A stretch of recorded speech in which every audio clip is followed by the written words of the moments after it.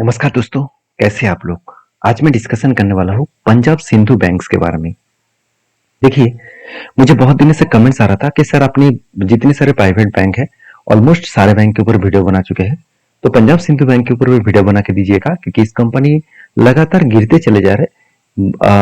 रीबैक करने का नाम ही नहीं ले रहा है। क्या इस कंपनी में कुछ खराबी है?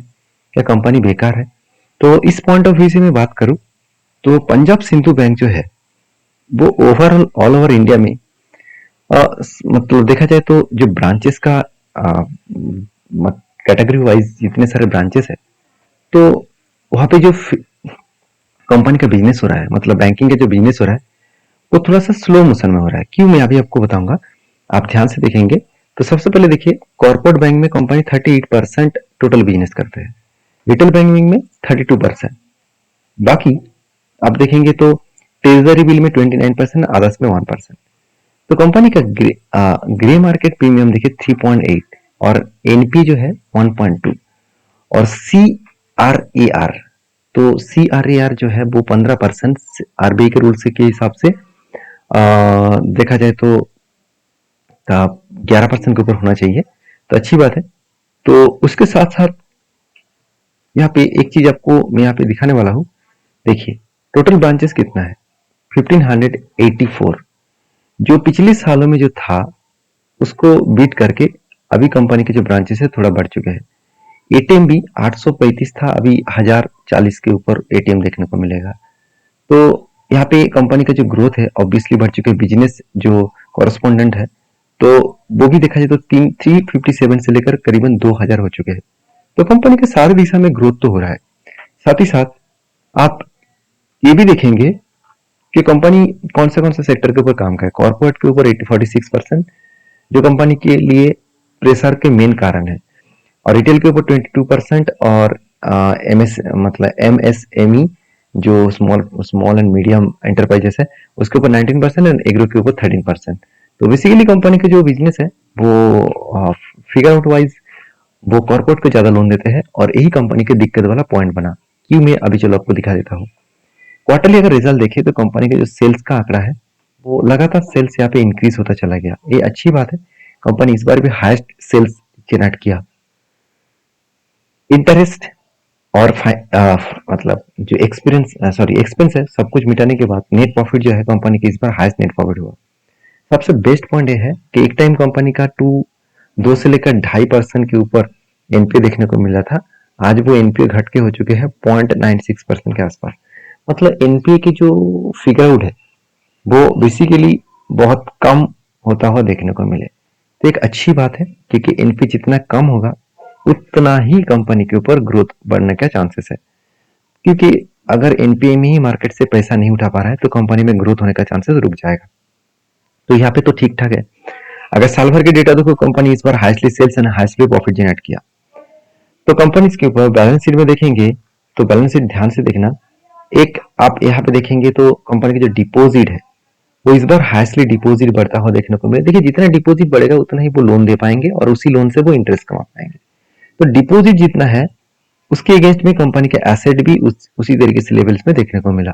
तो एक अच्छी क्वालिटी है किसी भी कंपनीज के लिए।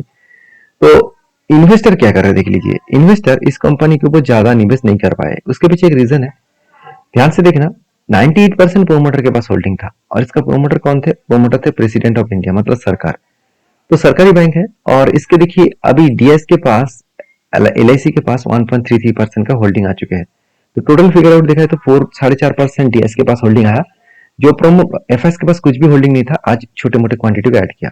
तो इस बार ऐड इतना क्यों किया गया? क्योंकि कंपनी के आज शेयर प्राइस एकदम सस्ते में है।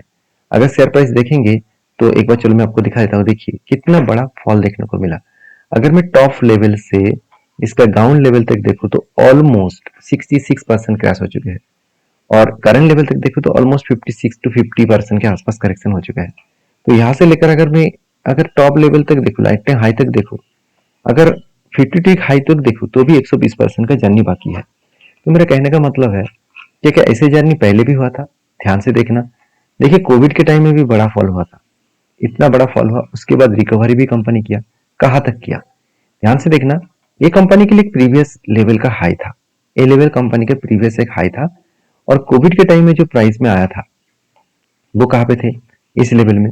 तो यहाँ से लेकर जो जर्नी टॉप तक हुआ करीबन 700% के आसपास जर्नी दिखाया और वो भी 1400 दिन में। तो 1400 दिन का मतलब होता है अराउंड 4 to 5 years।